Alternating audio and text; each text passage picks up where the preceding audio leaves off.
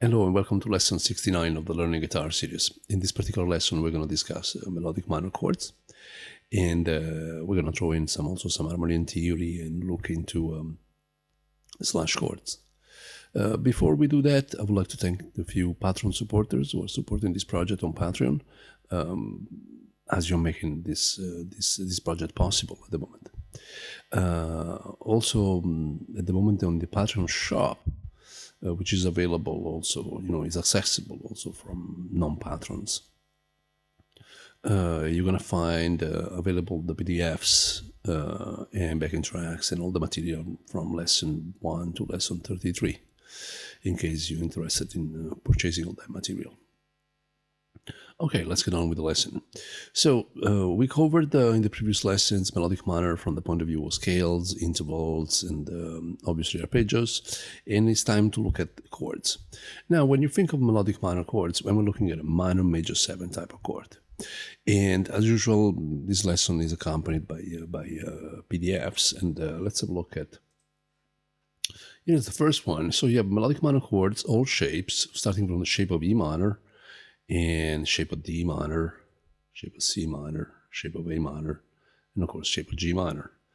Obviously, I'm assuming that at this stage you've studied the Dorian mode, and also the Aeolian mode, and eventually the Phrygian mode, so second, third, and sixth degree of the major modes.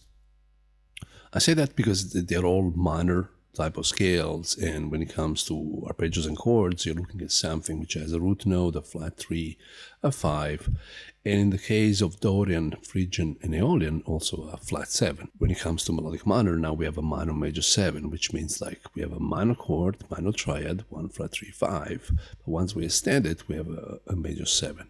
So one thing that you will notice in these chords, the way I've written them, is that a constant, almost always, is the fact that the flat 3 and the major 7, it's included all the time, and no matter what shape. I want to say almost all the time, because there are like a couple of cases where it's not. And the reason being is that in a way, if we look at, we say like, say Dorian, for example, we know it's 1 flat 3 5 and flat 7 once we extend it, and the same thing can be said for Phrygian and Aeolian. While when it comes to melodic minor, so minor major 7, we have 1 flat 3 5 and major 7. Now the 1 and the 5 are in common, and it's actually in common also with the is also in common with major chords, is also in common with the dominant 7 chord. So the root note and the fifth are not necessarily what they're characterizing this particular chord.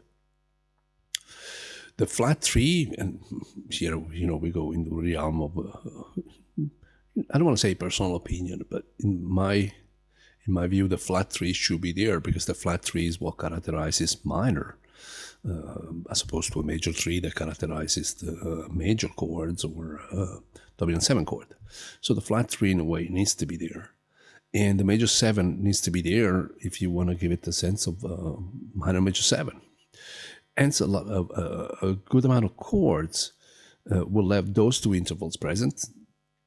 Sometimes they'll have the root note, sometimes they'll have the fifth, in case you want to have, say, fifth in the bass. And as you can see, in some cases the root note is present. In some other cases, the root note is only highlighted for reference. Obviously, there is no fret numbers, in all these diagrams, because, depending where you put the root note, that's what is going to give the name to the chord. Let's look at this shape, for example. Very common shape of C minor. And the fact that I placed the root note on an E note makes this an E minor major 7. If I did this, I don't know, here is G minor major 7. So don't confuse shapes with then what the chord name would be. In terms of extensions, we know, as a matter of fact, let me delete this. We don't need this now. I wrote here a melodic minor scale, I wrote it in the key of E because at some point I'll do some demonstration and this allows me to use the E empty string on the guitar. But if I devise the full model arpeggio, it would be basically a stack of thirds, interval thirds. So from E we will go to G, from G we will go to B, from B we will go to D sharp, from D sharp we will go to F sharp, from F sharp we will go to A, from A we will go to C sharp. I cannot stress enough the fact that basically these notes and these notes are spelling the same scale, so in this case in an horizontal fashion, and this is in a vertical fashion, just a different intervallic sequence. So that's a flat 3, 5, major 7, F sharp, which is the 2 basically, now is an octave higher, so it's a 9. A is the 4th, now is an octave higher, becomes an 11. And C sharp is the 6th and an octave higher, becomes the 13. Why is it important to look at it as a vertical structure? Well, because this is telling me not only minor major 7, but also telling me I can build a minor major with a 9, with an 11, and with a 13. And this is reflected in the chords you see here. For example, sometimes you might have a 9, you might have an 11, you might have a 6, which is the same as a 13, etc., etc., etc., etc.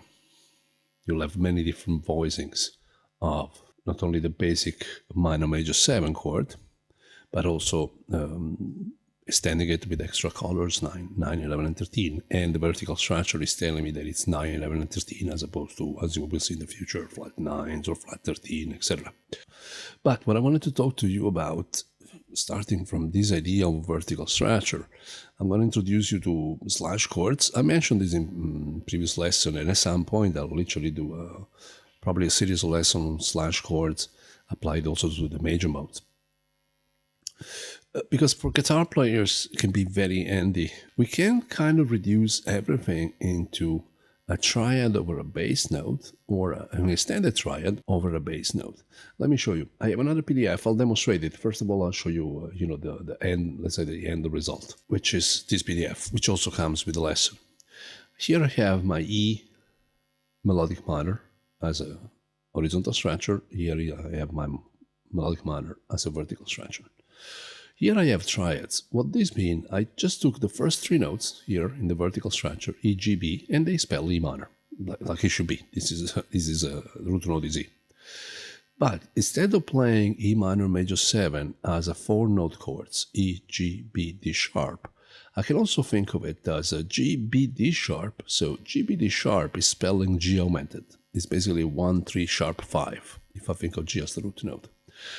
And in other words, I can play E minor major 7 as a G augmented over E, hence the concept of a slash chord.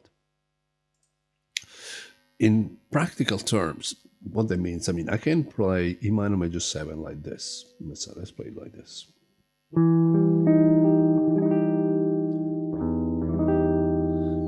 And of course it works. But I can also think as a G augmented. For example, this is G augmented triad, just a triad, with E in the bass. Now, you might wonder, why would I do that? Well, first of all, if you're in a band situation, the bass player more likely is going to play the E in the bass. And, say, the moment we do augmented arpeggios, I can literally run that arpeggio directly. I don't have to learn a new finger shape, if that makes any sense. Let me give you an example. It's going to become even more clear. Let's look at what B, D sharp, F sharp generates. And in that case, I'm literally playing 5, major 7, and 9 of this vertical arpeggio. But B, D sharp, F sharp also spells, it's just a B triad. So if I play B over an E bass, so here is the slash chord, what I'm accessing directly is the major 7 and the 9 of this arpeggio. Let me again demonstrate it. So I can literally play here in the bass. That's the sound. That's my B triad. This comes very handy the moment to say somebody is playing a minor major 7 chord. Let's actually, maybe I'll I'll freeze this chord. I can literally run the B triad over it in terms of soloing.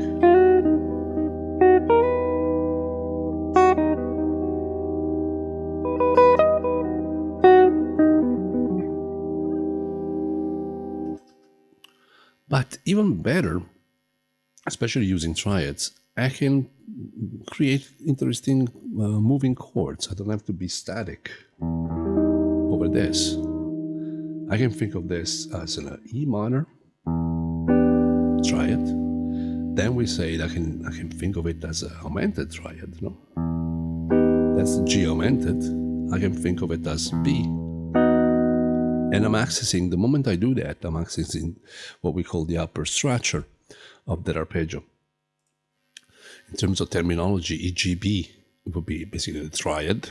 Once you add the D sharp, that's the extended triad. And now I have the upper structure, which is F sharp, A, and C sharp, which is 9, 11, and 13. In fact, like also very interesting, as you can see, say F sharp, A, C sharp, which is, the upper structure, is F sharp minor. And so I can play F sharp minor over E. So in this case, I can go E minor, F sharp minor. So basically a tone up, tone down. And if I can keep going, I have an A triad and a B triad.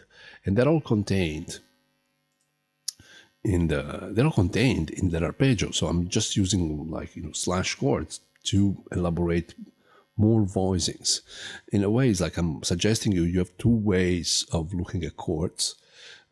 When it comes to minor major 7. One is the first PDF with all the possible fingerings, and you see how many they are. And again, there is nothing wrong with that, absolutely nothing wrong. Or you can start looking into slash chords theory, which is what I'm explaining you right now. So I can think of this.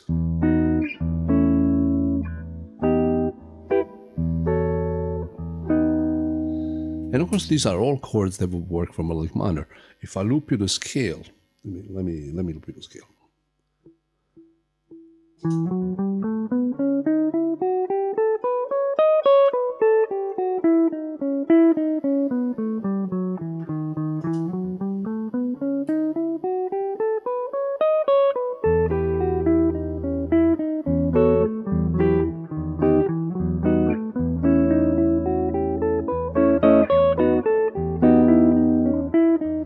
This is a F sharp, G augmented, B, A,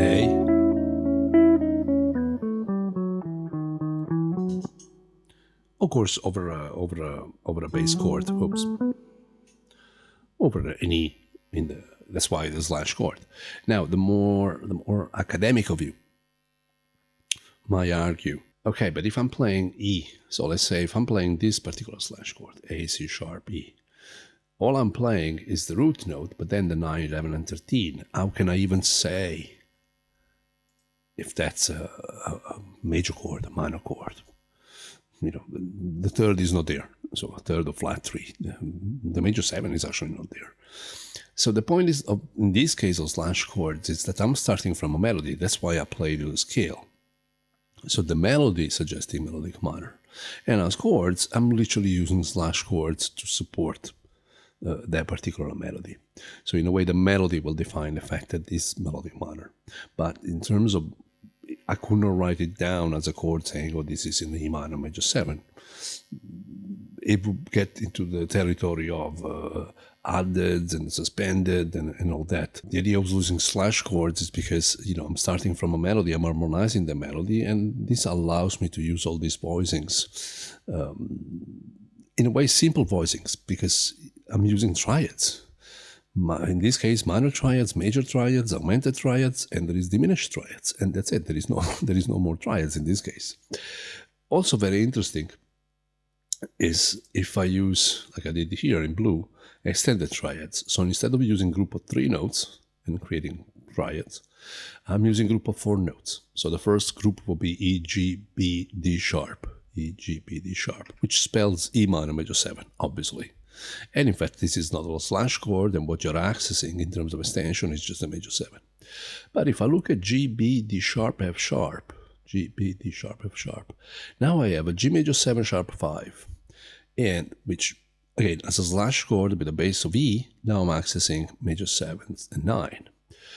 Even more interesting, B, D sharp, F sharp, and A, which basically spells B7. So B7 over E is still melodic minor, and I'm getting 7, 9, and 11, major 7, 9, 11. And if you scroll down, you'll see also there is an F sharp minor 7, and there is an A7 in there, which, and again, it gives me access to various intervals.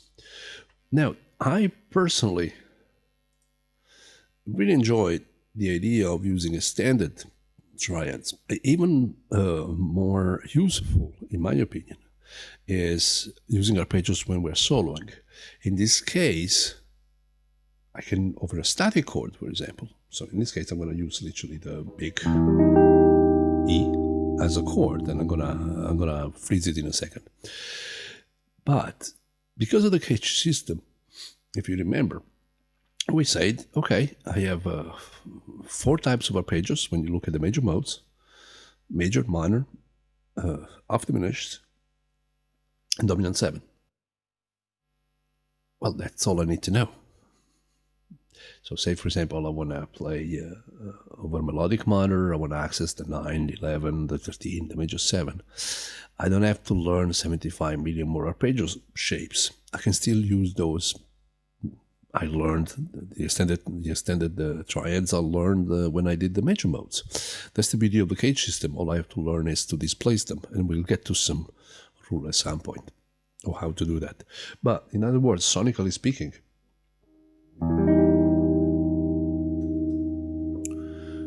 I have this E minor major 7, and I can run on it, say, F sharp minor 7, the arpeggio.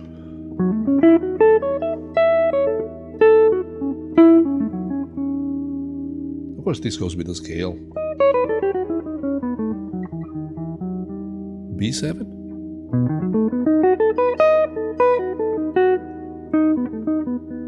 A7.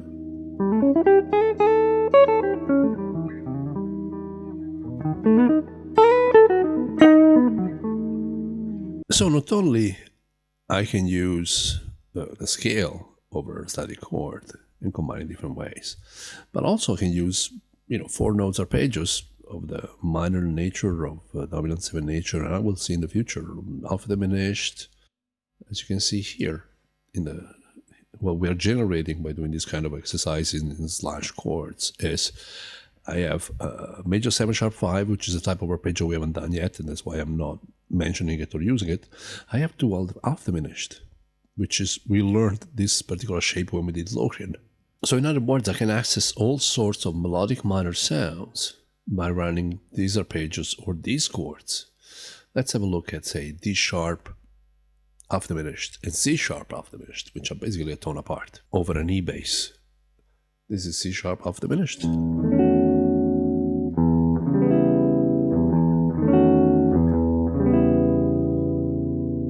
And again, I can run it as that's static chord again.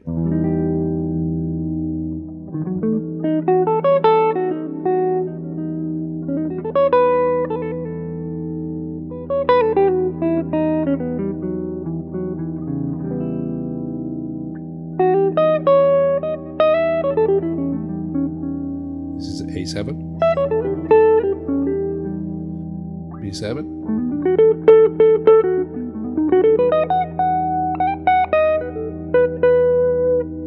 There's the scale. D sharp, C sharp.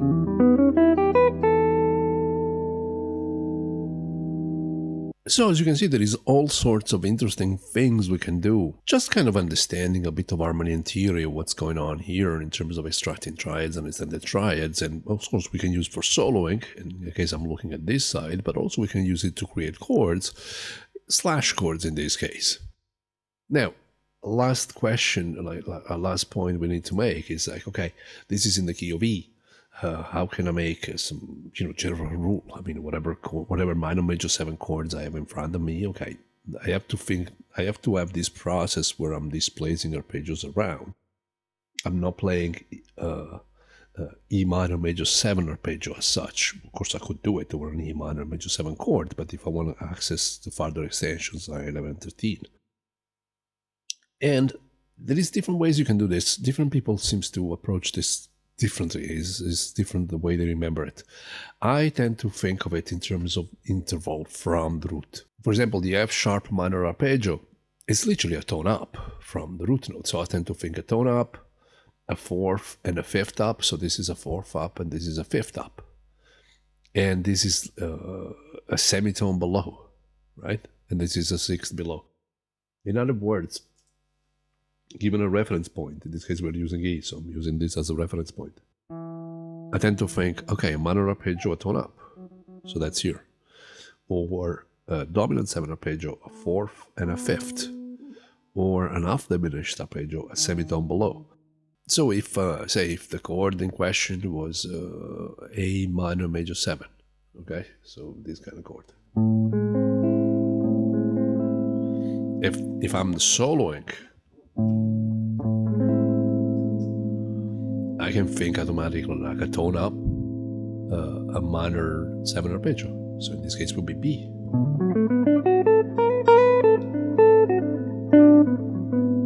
Right? Or a fourth dominant 7. So it would be C dominant 7. Sorry, made a mistake. It's not C, it's D. D dominant 7. Sorry.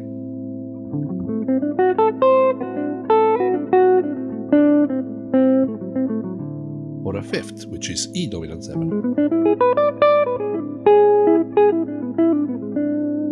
Half diminished the semitone down, so you're looking at G sharp.